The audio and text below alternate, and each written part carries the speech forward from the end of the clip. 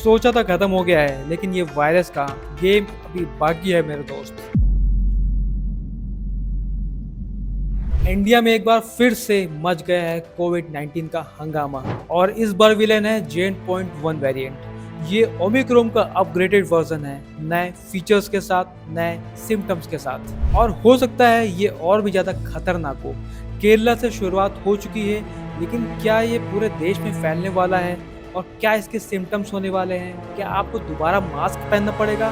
क्या सिम्टम्स है, कैसे बचना है, कैसे सारी चीजें करनी है, इस वीडियो में अच्छे से डिटेल में जानेंगे, तो वीडियो को पूरा कंप्लीट देखना। कोविड-19 के केसेस फिर से बढ़ने लगे हैं। इंडिया के कुछ पार्ट्स में अभी तक 250 से ज़्यादा एक्टिव केसेस मिल चुके हैं और इन सभी न्यू केसेस का जो रीज़न है वो है जेन.1, जो कई स्टेट्स में डिटेक्ट हुआ है। जेन.1 ओमिक्रॉन वेरिएंट का एक सब लीनेज है और अभी हेल्थ अथॉरिटीज इसको क्लोजली से मॉनिटर कर रहे हैं ताकि ये समझ में आ सके कि इसके सिम्टम्स क्या है, कैसे ये फैल रहा है और क्या क्या बचाव किए जा सकते हैं। सबसे ज़्यादा केसेस केरला के रिपोर्ट से आ रहे हैं, जहां 335 नए केसेस आए हैं और टोटल एक्टिव केसेस अब 430 तक पहुंच चुके हैं। कई स्टेट गवर्नमेंट्स ने नई एडवाइजरीज जारी की हैं, जैसे कि मास्क पहनना मैंडेटरी है। जेन. एक नया स्ट्रेन है ओमिक्रॉन वेरिएंट का। जैसे ओमिक्रॉन वेरिएंट आसानी से फैलता है, वैसे ही जेन.1 भी बहुत तेजी से फैलता है, लेकिन जेन.1 के स्पाइक प्रोटीन में एक एक्स्ट्रा म्यूटेशन है। ये वही पार्ट होता है जो वायरस का जो ह्यूमन सेल्स को पकड़ता है और उनमें घुस जाता है। इस म्यूटेशन की वजह से हो सकता है कि ये वेरिएंट ज़्यादा ईजिली स्प्रेड हो या इम्यून सिस्टम से अलग तरीके से इंटरेक्ट करे। इसी वजह से साइंटिस्ट जेन.1 को क्लोजली मॉनिटर कर रहे हैं ताकि ये पता चल सके कि ये पुराने वेरिएंट से कितना ज़्यादा खतरनाक, कितना ज़्यादा डेंजरस है। 2025 में इस नए जेन 1.1 वेरिएंट की शुरुआत सबसे पहले लेट 2024 के एंड में हुई थी, जब कुछ कंट्रीज स्पेशली यूएसए और सिंगापुर ने इस वेरिएंट के केसेस डिटेक्ट किए। लेकिन 2025 के स्टार्टिंग मंथ्स में ये वेरिएंट धीरे धीरे इंडिया में भी एंटर कर गया। सबसे पहले केरला से इस वेरिएंट के मल्टीपल केसेस रिपोर्ट हुए, जिसके बाद अथॉरिटीज ने जीनोमिक सीक्वेंसिंग के थ्रू कंफर्म किया कि ये जेन.1 ओमिक्रॉन का सब लीनिएज है।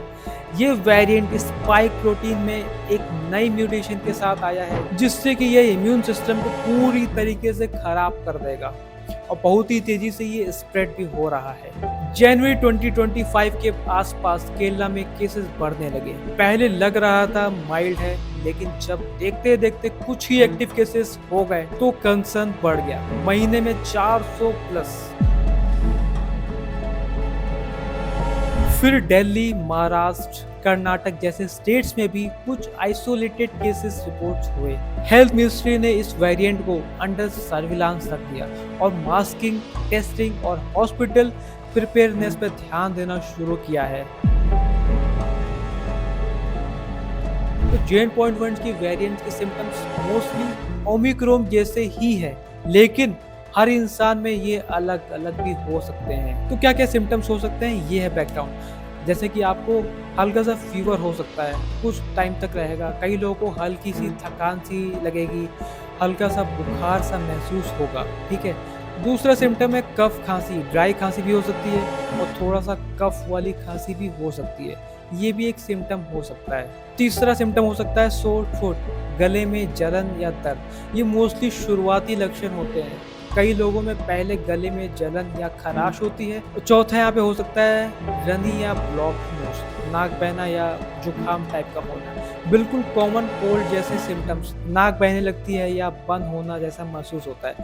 उसके बाद आपका हेडेक भी हो सकता है, सर दर्द यानी माइल्ड से लेके मॉडरेट पेन हो सकता है। कई लोगों को कॉन्स्टेंट हेडेक भी फील हो सकता है। नेक्स्ट है कि फटीग यानी थकान या कमजोरी, बॉडी में एनर्जी नहीं होगी और हल्का सा आप लो फील करोगे, तो ये भी एक सिम्टम हो सकता है। और बॉडी मसल पेन यानी शरीर में अगर दर्द हो रहा है, तो हर किसी में नहीं होता है, लेकिन कई लोगों की बॉडी में मसल पेन भी हो सकता है, तो ये भी एक सिम्टम हो सकता है। पेट से जुड़ी समस्या यानी कॉन्स्टिपेशन से जुड़ी समस्या भी हो सकती है, यानी कुछ लोगों ने डायरिया और नौसिया यानी उल्टी जैसी फीलिंग भी रिपोर्ट की है। ठीक है, अगर ऐसे सिम्टम्स दिख रहे हैं तो कोविड टेस्ट करवाना सेफ रहेगा और दूसरों से डिस्टेंस मेंटेन करना भी बहुत ज़रूरी है।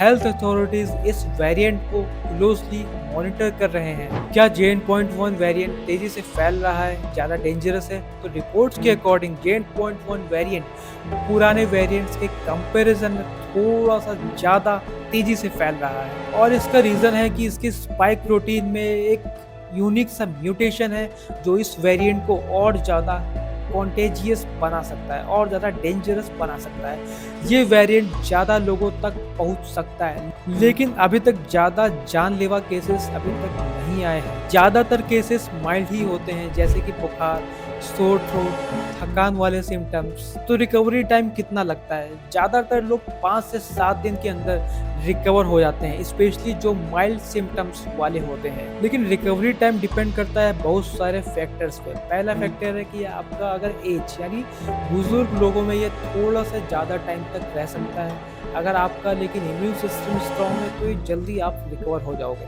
एग्जिस्टिंग हेल्थ कंडीशंस जैसे कि डायबिटीज़, अस्थमा या हार्ट इश्यूज अगर हो तो ये थोड़ा टाइम तक रह सकता है। ठीक है, ट्रीटमेंट कितनी जल्दी स्टार्ट हुआ है ये भी बहुत इंपॉर्टेंट फैक्टर है कि ये कितनी जल्दी आपकी बॉडी से रिकवर होगा। ज़्यादा डायग्नोसिस और रेस्ट से रिकवरी फास्ट होती है। तो क्या हमें JN.1 वेरिएंट से कोई खतरा है?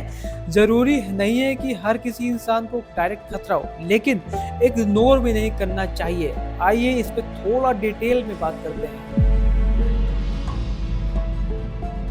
माइल्ड फॉर मोस्ट पीपल, ज़्यादातर लोगों के लिए JN.1 वेरिएंट सिम्टम्स माइल्ड ही होते हैं, जैसे कि हल्की बुखार, सोर थ्रोट, थकान। लेकिन अगर आप 60 प्लस हो, किसी क्रोनिक डिसीज से सफ़र कर रहे हो जैसे कि डायबिटीज़, अस्थमा या हार्ट प्रॉब्लम, तो ये वेरिएंट आपके लिए बहुत ज़्यादा रिस्की हो सकता है। इन लोगों में कॉम्प्लिकेशंस होने के चांसेस ज़्यादा होते हैं। ये वेरिएंट जल्दी फैलता है, इसलिए अगर कंट्रोल नहीं किया गया तो एकदम से केसेस एक्सप्लोड हो सकते हैं, जिससे हॉस्पिटल सिस्टम भी प्रेशर में पड़ सकता है, जैसे 2021 में हुआ था। तो हमें क्या करना चाहिए? तो मास्क फिर से एक बार ज़रूरी हो गया, स्पेशली क्राउडेड एरियाज़ में। हाइजीन का ध्यान आपको ज़रूर रखना चाहिए। हाथ धोना, स्नीज एटिकेट्स, ठीक है, ये मतलब आपको ये सब सारी बेसिक चीज़ें आपको ज़रूर करनी है। अगर सिम्टम्स आए तो टेस्ट करवा लो, रेस्ट लो और दूसरों से थोड़ा सा डिस्टेंस बना के चलो।